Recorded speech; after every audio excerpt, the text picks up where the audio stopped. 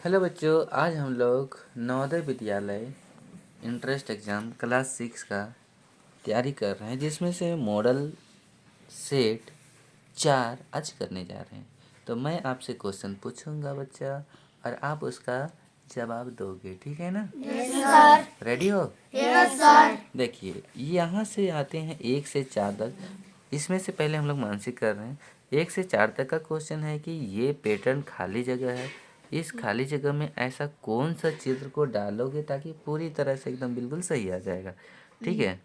तो A B C D कौन सा आंसर सही होगा? बी सही आंसर इसका है। देखिए, ये वाला काला भाग यहाँ जुड़ जाएगा और ये वाला काला भाग इस तरह से यहाँ आएगा, तो इसका बी सही आंसर है, ठीक है? कौन सही आंसर है? बी। अब सेकेंड नंबर देखिएगा।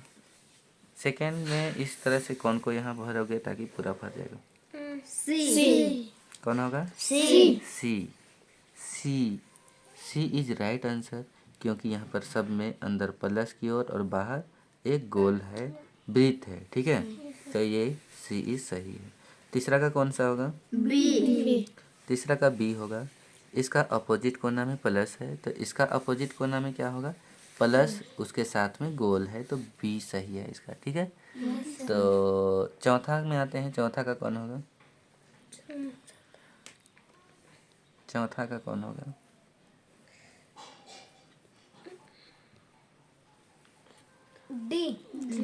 डी सही होगा चौथा का, क्योंकि इधर देखिए यहाँ प्लस प्लस का पैटर्न बना है, तो यहाँ और देखिए 2 बिंदु है, तो इधर भी कितना बिंदु होना चाहिए? 2 बिंदु। और उसका नीचे साइड में क्या होना चाहिए? प्लस, जो कि कौन सा ऑप्शन में? चौथा में है, डी में है, ठीक है? अब ये क्वेश्चन है कि 4 यहाँ पर कागज़ का टुकड़ा किया है, उस कागज़ को जोड़ के बनाना है, तो उस कागज़ को जोड़ेंगे तो किस तरह की आकृति बनेगा, ये क्वेश्चन है, ठीक है? यानी कि टुकड़ा कागज़ से बनाई गई, ठीक है? टुकड़ा कागज़ से क्या करना है? पूरा बनाना है। तो इसमें से ये चित्र देखिए, 4 तो इसमें टुकड़ा है, इससे मिला के कौन बनेगा? ए बनेगा, बी बनेगा, सी बनेगा, डी बनेगा। कौन बनेगा? सी। तो इसका सी बिल्कुल सही आंसर है। ये छोटा वाला टुकड़ा ऊपर लग जाता है 1 नंबर में, और 2 नंबर में इसको लगा देते हैं, और 3 नंबर में ये हो गया, 4 ये हो गया, ठीक है? तो इसका सही आंसर क्या होगा? सी। 6 का? बी। 6 का कौन होगा? बी। बी होगा। 6 का बी होगा। कौन सा होगा? बी। यहाँ पर देख सकते हैं, ये बड़े वाला पार्ट को इसको 1 नंबर में रख देते हैं, इसको यहाँ पर 2 नंबर, इसको यहाँ पर 3, और ये छोटे भाग है तो इसको इस तरह से घुमा कर रख देते हैं। तो इसका सही आंसर क्या हो जाएगा? बी हो जाएगा, ठीक है? और इस तरह से फिर बताइए 7 का।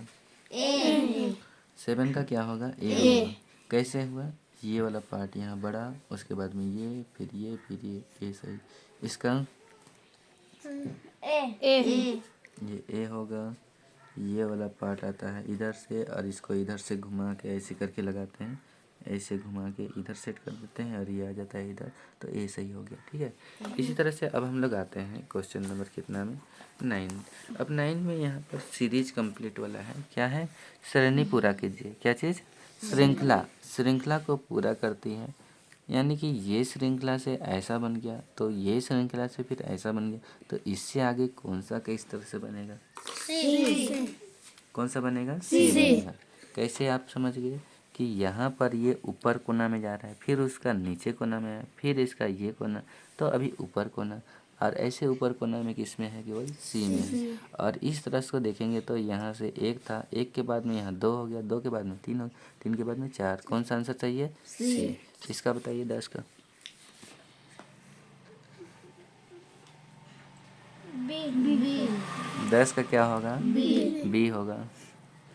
ये वाला है, इसको इधर से ऐसे घुमाते हैं, तो इधर से घुमाते हैं, ये घड़ी का उल्टा दिशा में इधर आता है, तो ये दोनों टी इधर नीचे से हो गया। फिर से और घुमाएंगे 45 डिग्री, तो 90 डिग्री, तो यहाँ पर 90 डिग्री ऊपर आ जाएगा, दोनों टी उल्टा टी आ जाएगा। फिर इसको घुमाएंगे तो ये दोनों टी इधर आ जाएगा, और दोनों प्लस नीचे आ जाएगा, जो कि ऑप्शन बी में है, ठीक है? कौन सा ऑप्शन? बी। अब आते हैं 11 नंबर। 11 बताइए। डी। 11 का क्या होगा? डी हो जाएगा। कैसे डी हो गया? ये 45 डिग्री इसको घड़ी का दिशा में घुमाएं। कौन दिशा में?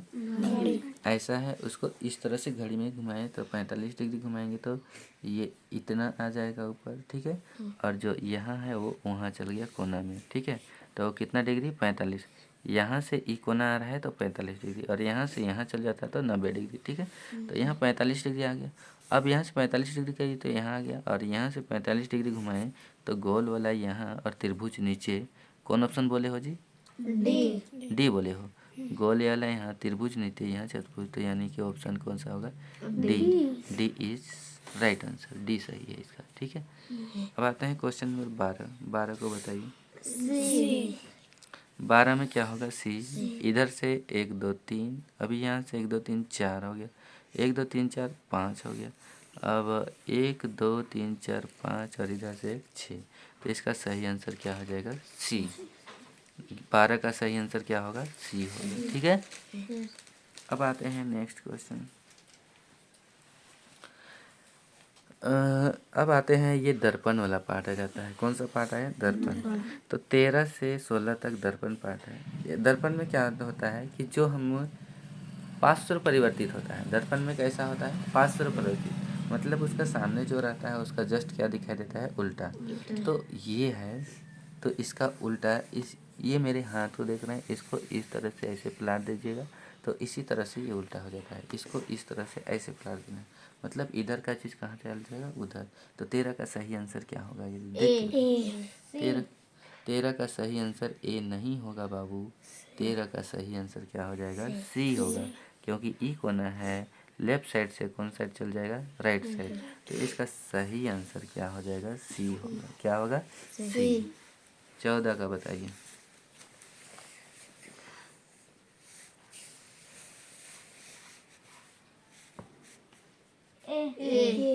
14 का क्या हो जाएगा? ए हो जाएगा। इसको इस तरह से इधर पलटेंगे, ये काला भाग चल जाएगा इधर, और ये वाला चल जाएगा उधर, और चांद का टुकड़ा इधर का इधर ही रहेगा, मतलब इसका सही आंसर को होना जाएगा ए।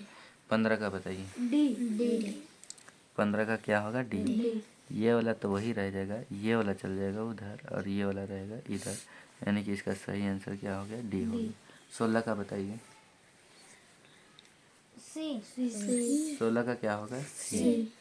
16 का क्या हो जाएगा? इधर से चला जाएगा उधर, तो ये कोना से वो कोना, ये कोना से ये कोना हो जाता है, तो इसका सही आंसर क्या हो गया? सी हो गया, ठीक है। क्या हो गया? सी। इस तरह से आगे की ओर बढ़ते हैं हम लोग क्वेश्चन नंबर 17। इधर क्वेश्चन नंबर 17, ठीक है। तो 17 में देखिए, ये जैसे कि इसमें है कि सहसंबंध जानना है। कौन पार्ट का है ये? सहसंबंध। कौन पार्ट का? सहसंबंध। संबंध जानना है। इसका संबंध इससे है तो इसका संबंध किससे होगा? देखो, इसका संबंध ऐसा हो गया तो इसका संबंध कैसे होगा? डी होगा। ये क्या हुआ कि घुमा है, कितना डिग्री घुमा है? 90 डिग्री घड़ी का दिशा में। ये ऊपर था, 12 बजे था, घड़ी में कितना? 12 बजे है, तो 12 से यहाँ 3 बजे तक आया कि नहीं? ये काला भाग कहाँ तक आया? 12 से 3 बजे तक। उसी तरह से ये वाला 6 में है अभी, इधर कितना बजा है? 6। तो इसी तरह से 90 डिग्री जाएगा तो 6 से कहाँ पहुँचेगा? 3 में, जो कि कौन सा ऑप्शन है? डी, ठीक है। 18 बताइए। 18 का क्या होगा? डी। ये इस तरह से है, इस तरह से 2 लाइन बढ़ा है, इस तरह है तो इस तरह से और एक लाइन इसमें भी बढ़ेगा, ठीक है। तो इसका वो इस तरह से है, इसको ऐसे घुमा दिए ना, ठीक है। ये क्या कहते हैं? इसको घुमाते हैं कितना डिग्री? 90 डिग्री। तो इस तरह से है तो इसको घुमाते हैं 90 डिग्री, तो कौन आ जाएगा? डी।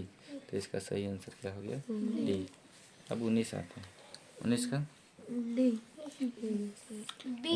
19 का क्या होगा? बी होगा कि डी होगा?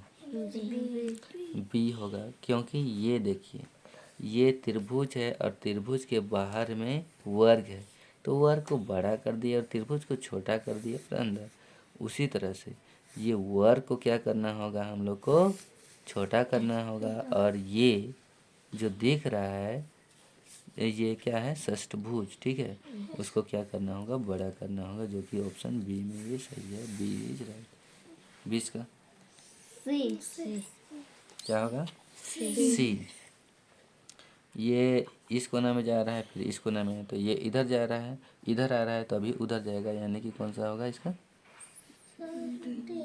कौन बोला है? सी बोला है।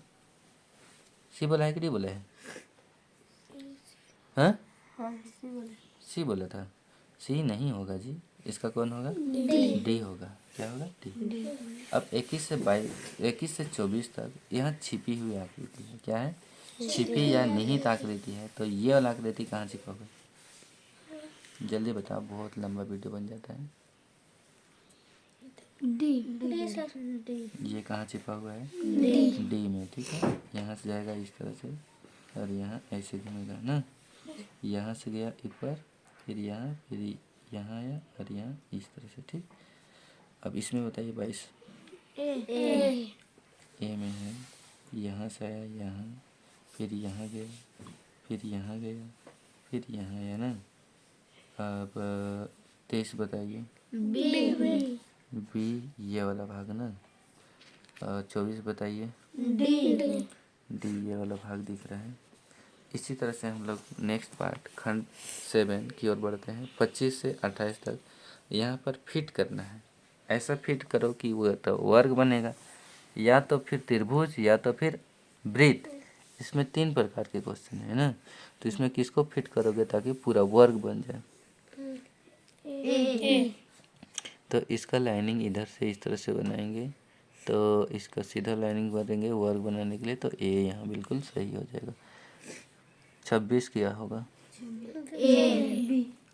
बी कि ए? 26 का ए होगा या बी होगा? ए होगा। बी में देखिए यहाँ पर गोल घुमा हुआ है, तो बी कौन कौन बोले थे? सबका गलत होगा, ए इसका सही होगा। ठीक है, 27 का 27 का कौन सा होगा? बी होगा। देखिए यहाँ पर ऐसे कटा हुआ है, तो इधर से कटा हुआ ये है, बी सही है। 28 का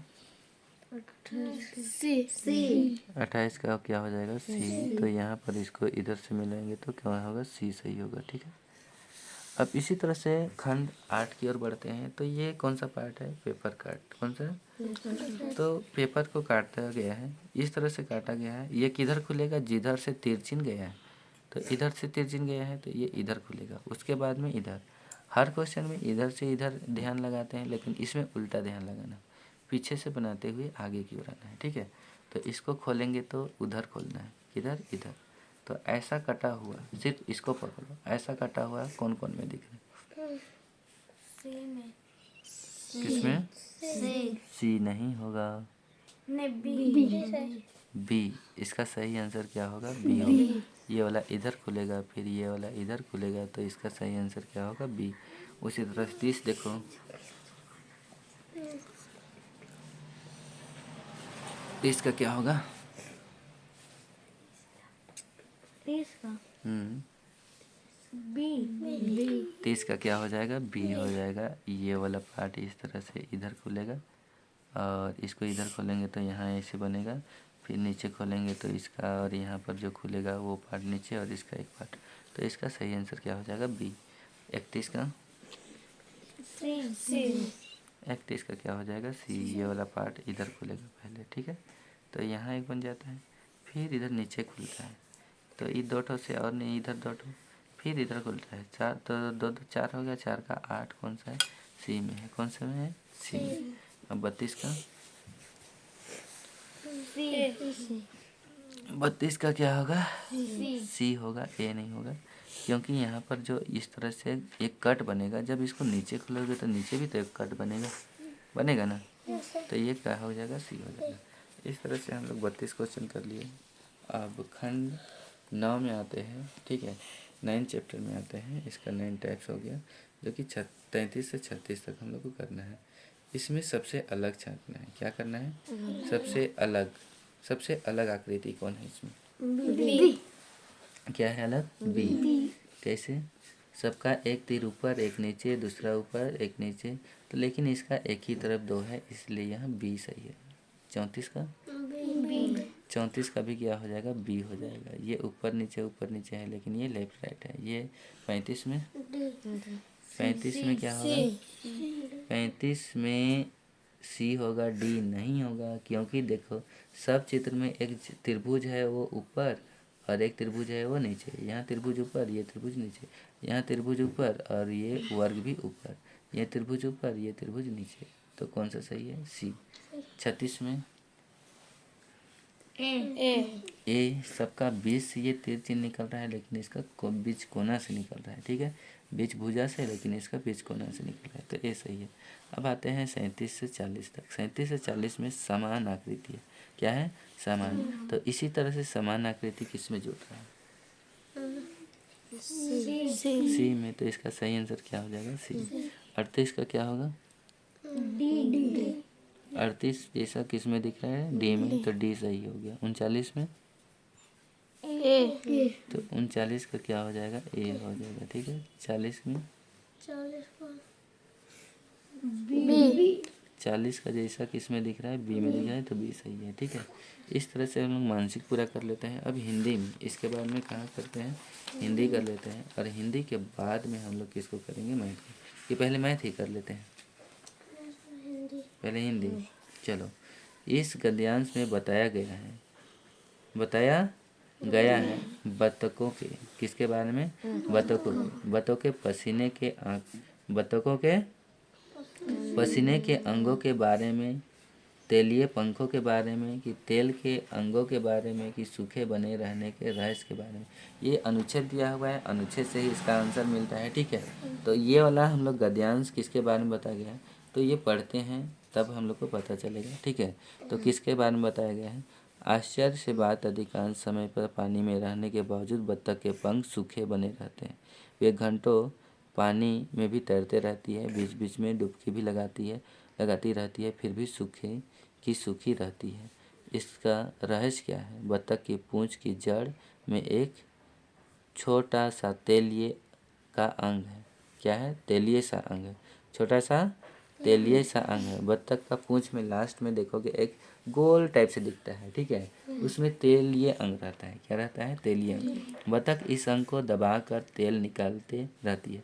तो देखोगे कभी कभी चोंच को पीछे ऐसे पूंछ की तरफ करता है ना, तो उसको दबाता है तो तेल निकलता है, तो उसका शरीर में पूरा तेल तेल हो जाता है, जिसके कारण वहाँ उसका शरीर में पानी रुकता नहीं।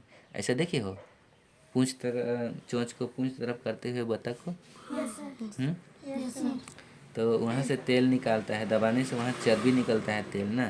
तो इस अंग को दबाकर तेल निकालते रहती है, जो कि उसकी पंखों पर फैल जाती है। वैसे तो सभी पक्षी यह तेल का अंग होता है, किंतु जलचर पक्षी में यह सुविकसित होता है। पक्षियों की पसीना लाने वाला अंग नहीं है।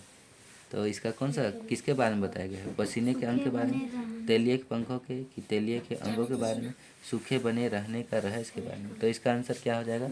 डी हो जाएगा। सूखे रहने के रहस्य के बारे में बताया। बत्तख की यह विशेषता है कि बत्तख की क्या विशेषता है? बहुत दूर तक तैर सकती है, कि बहुत तेज तैर सकती है, कि बहुत जल्दी जल्दी डुबकी लगा सकती है, कि पानी में तैरते रहने पर भी सूखी बनी रह सकती है। क्या विशेषता? तो इसका भी सही आंसर क्या होगा? डी होगा। पानी में तैरते रहने पर भी सूखी बनी रहती है, उसमें भीगता नहीं है वो ना। तो तुम लोग पानी में घुसते हो तो भीगते हो कि नहीं? भीगते हो ना। लेकिन बत्तख एकदम चढ़ा देगा एक बार तो क्या हो जाता है? ठीक हो जाता है ना, वो भीगता नहीं है। तो ये उसका क्या है? विशेषता है, खास बात है। ठीक है, तेल का अंग बत्तख का कहाँ रहता है? एक पेट में होता है, कि पूंछ में होता है, कि पंख में होता है, कि पैर में होता है? पूंछ में पीछे तरफ होता है ना। कैसा रहता है? कैसा आकार का रहता है? गोल आकार का रहता है। बत्तख खाते हो तुम लोग? उसको खाए हो पीछे वाला तेल वाला भाग को? उसको चबा के खाओगे तो मुंह तेल से भर जाएगा। ठीक है, मज़ा आ जाएगा। नहीं क्या क्या जी ठीक बोल रहे हैं ना। कभी खा के देखना उसको ना, एकदम मज़ा आ जाएगा। आगे आते हैं। तेल का अंग हो गया। इसका रहस्य क्या है कि यह वाक्य यहाँ बतख की किस क्रिया की ओर संकेत करता है? तो कौन सा क्रिया संकेत करता है? तैरने का की ओर संकेत करता है, कि बार बार डुबकी लगाना, कि सूखे बने रहना, कि पानी में बहुत देर तक रहने का? सूखे रहने का। बत्तख क्या चीज़? सूखे रहने का, ये बात है। तेल का यह अंग है। तेल का अंग क्या है? सभी पक्षियों में विकसित नहीं होता है, कि सभी बतखों में नहीं बना होता है, कि सभी पक्षियों में नहीं पाया जाता है, कि केवल कुछ ही बतखों में सुविकसित होता है। सभी पक्षियों में विकसित नहीं होता। सभी पक्षियों में विकसित नहीं होता। देखो, सभी पक्षियों में विकसित नहीं होता है, ये बताया ना।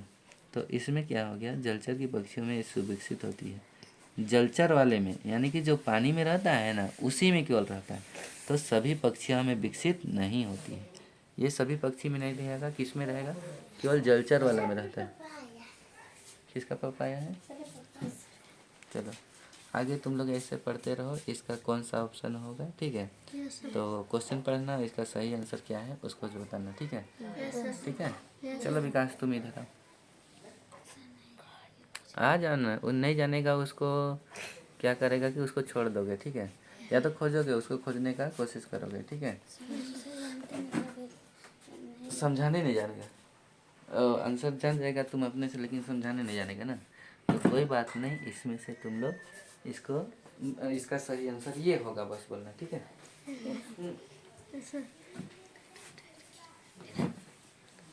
66 का कौन हो?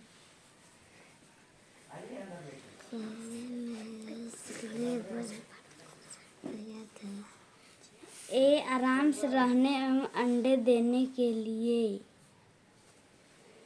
67 का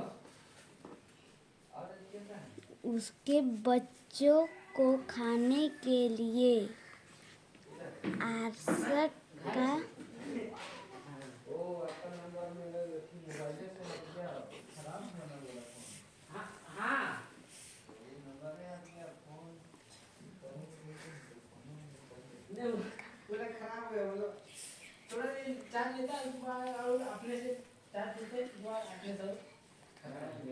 उसके बच्चे छीने गए थे।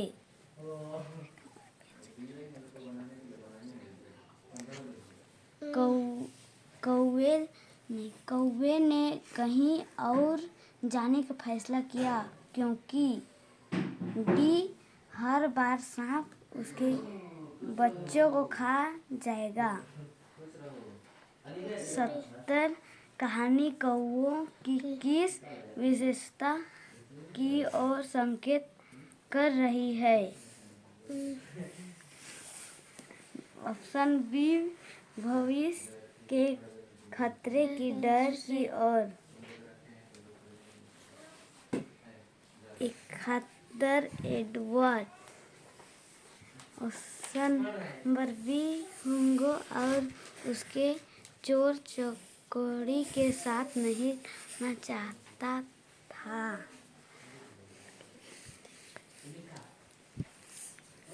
72 एडवर्ड कोठार में घुस गया, क्योंकि उसे ठंड लग रही थी। कोठार में डी कोई रस्सी न थी। 74 एडवर्ड के हाथ में थी एक पूंछ। बी 75 एडवर्ड को मालूम नहीं था कि उसके हाथ में क्या चीज है, क्योंकि कोठार में अंधेरा था। ए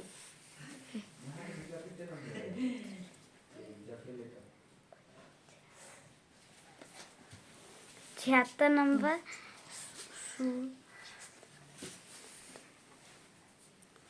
सुदूराम चिंता का क्या कारण था? ए उसके छात्र छात्राएं।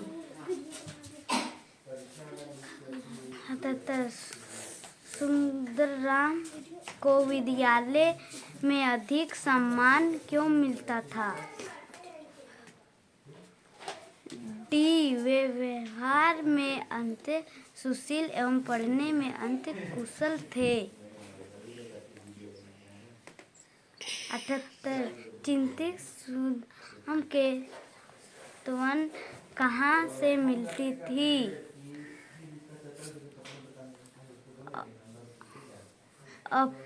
सी अपनी पत्नी कस्तूरी से।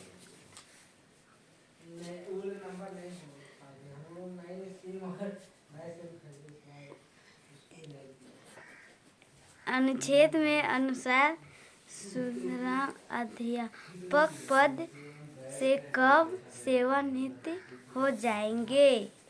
ऑप्शन नंबर बी 58 वर्ष में। 58 वर्ष की उम्र में। सुंदराम के सेवानिवृत्ति के बाद उन्हें किस समस्या का सामना नहीं करना पड़ेगा?